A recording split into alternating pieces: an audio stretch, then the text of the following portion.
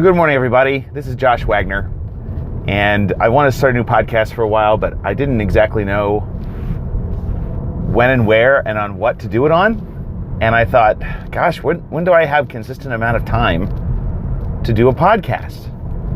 And I have all this equipment and stuff, but I thought, why not do it on the way to work? And why not talk about things that I wonder about? So this podcast is called Wondering to Work. We'll see how it goes. I think it's kind of fun and interesting. I'm in my car anyway. Most days on my way to work, I listen to either other podcasts or I listen to courses. I take courses from Udemy or Skillshare or something like that. So I've actually gone through a couple courses in the last couple months, so that's pretty cool. So I thought, well, this is where I'm consistently listening to stuff. Why don't I just make stuff on the way and talk about what I'm kind of interested in that day? So that's the premise of this whole thing. And so today, if you have any comments or questions, if you're curious about something, let me know. If you're on social media, you can put it in the comments, or you can find me at Wondering to Work on Twitter and Instagram. That's Wondering, W-O-N-D-E-R, because I'm wondering about stuff on the way to work. So today, I thought I've been kind of farming Facebook a little bit for some material to talk about what people are interested in, and I got a lot of great responses. But I'm not going to go with any of those yet today. I was talking to my brother last week about something interesting, and that's luck. So are you feeling lucky? Are you a lucky person? Do you consider yourself lucky? Like, we all know what lucky means, right? You find a dollar bill on the ground, or you hit that lottery, or, something falls into your lap, and, some people have lots of different names for it. But it's that sort of like idea where you're not expecting something, or you need something, and all of a sudden it falls into your lap. And again, there's people that have all sorts of different names for it, providence, or all sorts of things, whatever you want to call it. I'm going to call it luck today, just because I think we universally understand what the word luck means. So a few years ago, I watched this guy, Darren Brown. He's been on Netflix and stuff. He's a really fascinating guy. I really like him a lot. He's kind of a hypnotist, and he's sort of a magician and that kind of thing. And he had this documentary you can find on YouTube, and maybe if I remember when I get back to work, I will put the link on there, about luck. And he went to this town in England, and he found people that considered themselves lucky and unlucky. And what he did with the lucky people and the unlucky people both, he put things in their path, like winning lottery tickets or a celebrity or something like that. And when the lucky person came across the lottery ticket or the celebrity or whatever so-called lucky thing he put in their way, the lucky person would often take advantage of it. They'd pick up the lottery ticket. They'd help the celebrity, even though they didn't quite know who the celebrity was at that point. Like, when you see a celebrity, you're like, is that really him?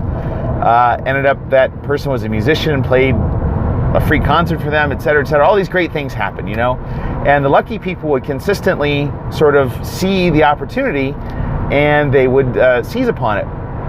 Well, there was this guy in there who was a butcher and considered himself very unlucky. And when you heard him talk, he just was a kind of a sad sack, and he didn't really sound like a very happy guy at all. And he also was very unlucky. He said he was very unlucky.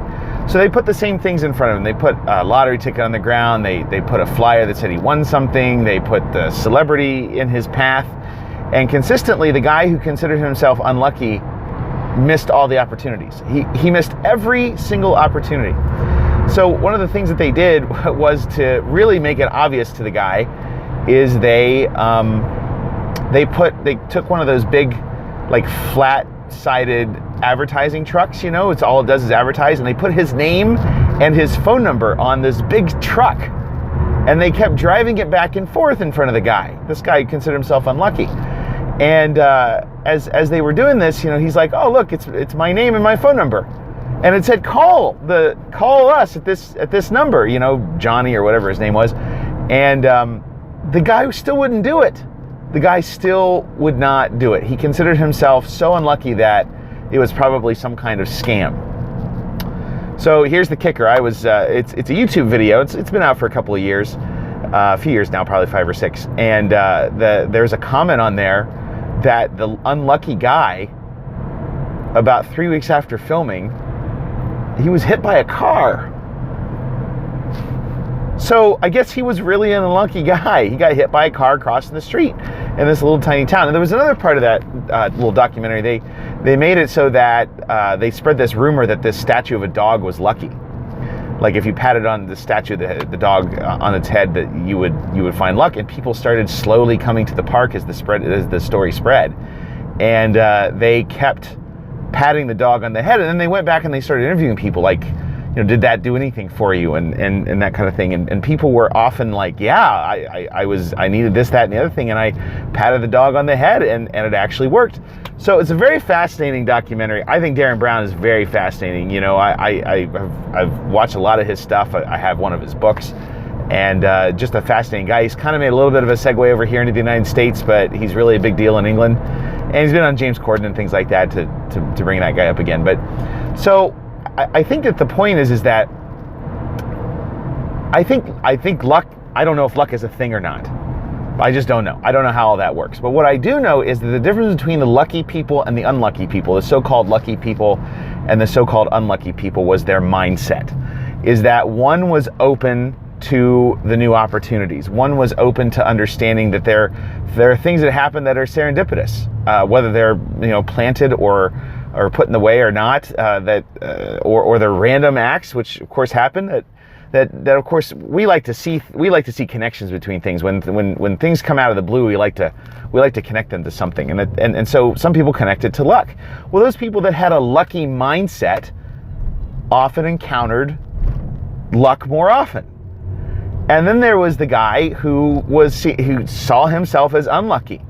And so not only did bad things happen to him, like getting hit by a freaking car, but other things happened to him as well, where he would find that these opportunities would be in front of him, or he wouldn't find those opportunities, and they would be literally with his name on a flatbed truck in front of him, driving back and forth saying, call this number to win a prize.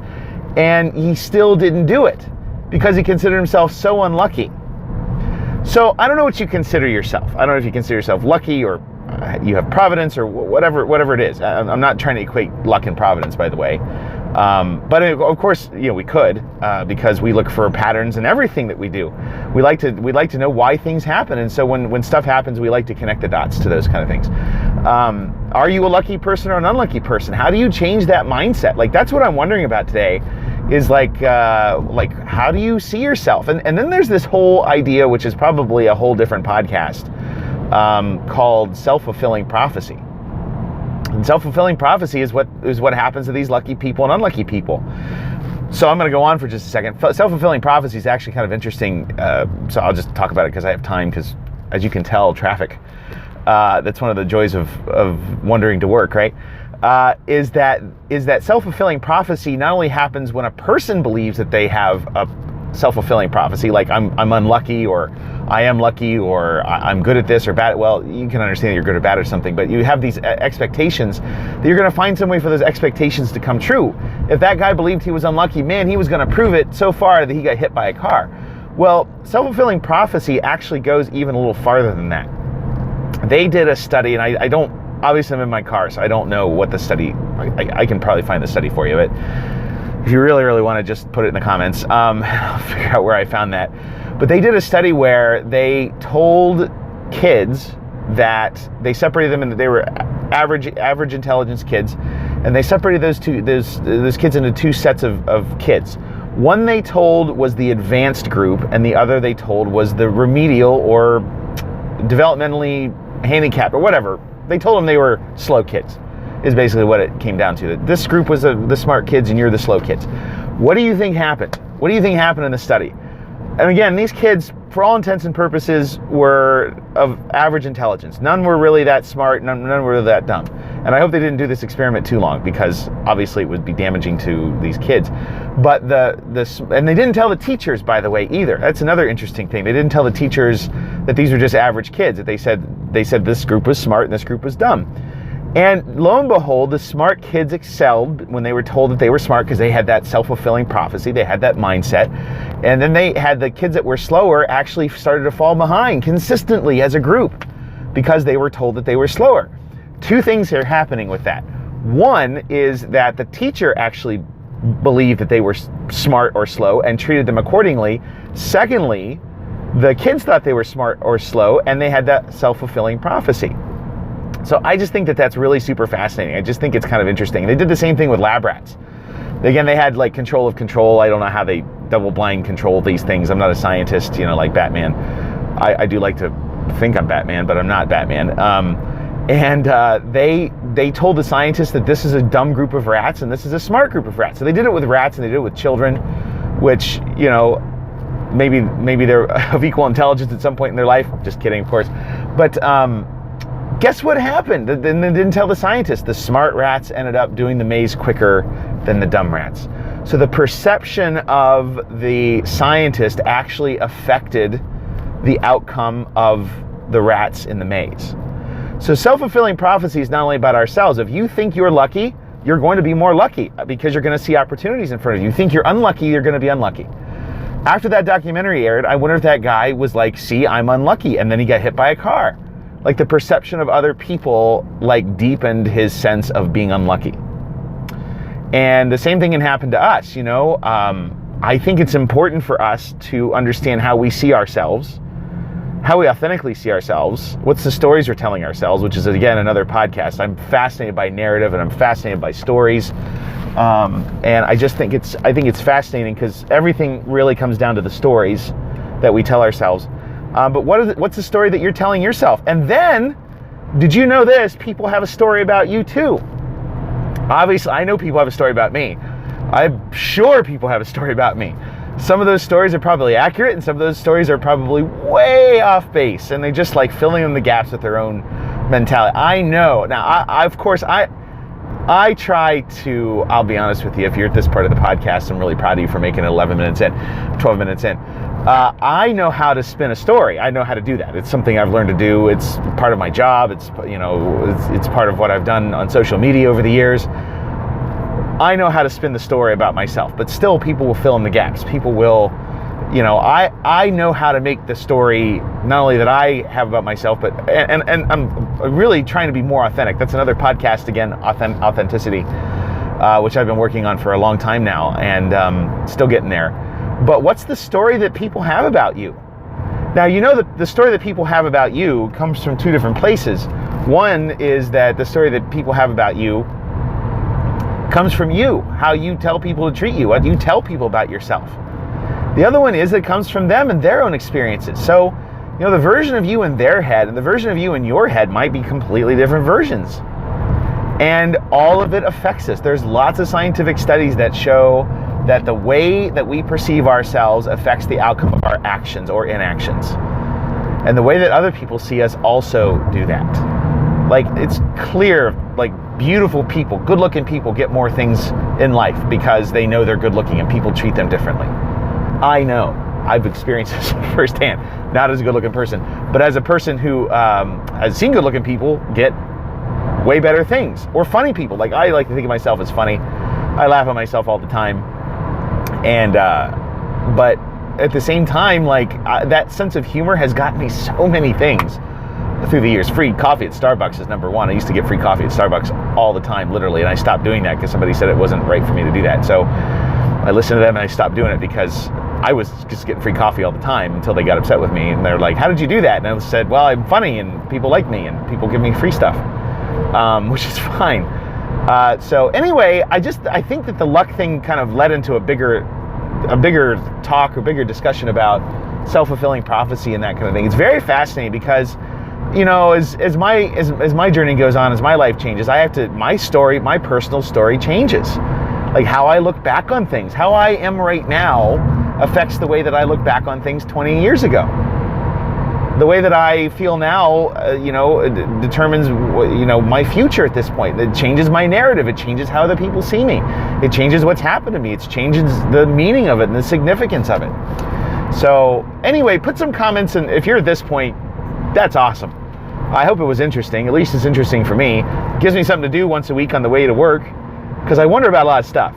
There's a lot of things that I wonder about. There's a lot of things that I ponder. I've read so many books on so many different things. I'm very interested in a variety of topics. So if there is a topic that you would like me to talk about, and I'm not saying I'm an expert in any of this, I'm just wondering about it. Those are my things. And I wonder what you wonder about. So go ahead and let me know that kind of stuff, all right?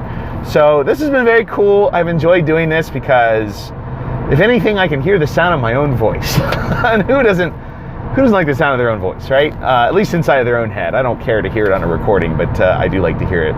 Again, you can follow me at Wondering to Work on Instagram. That's probably where I'm going to be most of the time. I do have a Twitter. There's a Facebook group. There'll be more to come. I just think this is kind of interesting little format because I got my phone. I got an extra phone, and I got my little microphone here and all this kind of stuff. So I hope it wasn't too loud. I'm not going to do any editing, so you're just going to have to live with it. So I'm just going to get to work and I'm going to upload it. So, all right, everybody, have a great day and take it easy. Bye.